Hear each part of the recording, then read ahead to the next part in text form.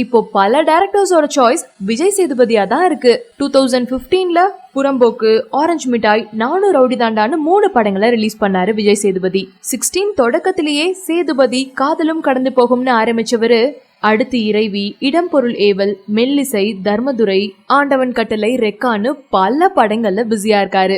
இதெல்லாம் முடிக்கவே எப்படியும் 2 வருஷம் ஆகும்னு பார்த்தா இப்ப திரும்பவும் செல்வராகவன் படத்தையும் கமிட் பண்ணிருக்காரு. நானும் ரவுடி தான் படத்தை முடிச்ச உடனே கையோட அடுத்த படத்துக்கு தனுஷ் அட்வான்ஸ் கொடுத்து விஜய் சேதுபதியை புக் பண்ணாரு. இப்போ அந்த கால் ஷீட் தான் அவரோட அண்ணன் செல்வராகவனுக்கு கொடுத்திருக்காரு.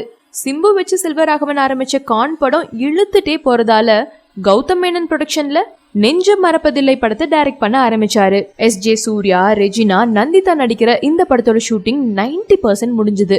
கூடிய சீக்கிரம் ஃபுல்லா கம்ப்ளீட் பண்ணி போஸ்ட் ப்ரொடக்ஷன் ஒர்க்கையும் ஆரம்பிச்சிருவாங்க. அதுக்கப்புறமா தம்பி தனுஷோட ப்ரொடக்ஷன்ஸ்ல விஜய் சேதுபதியை டைரக்ட் பண்ணலாம்னு இருக்காராம். இந்த படத்தோட கதை, காஸ்டிங்ஸ் பத்தி எல்லாம் பொறுமையா முடிவு பண்ண போறாங்க. சோ காண கம்ப்ளீட் பண்றாரோ இல்லையோ, அடுத்த படத்துக்கு செல்வராகவன் ரெடி ஆயிட்டாரு.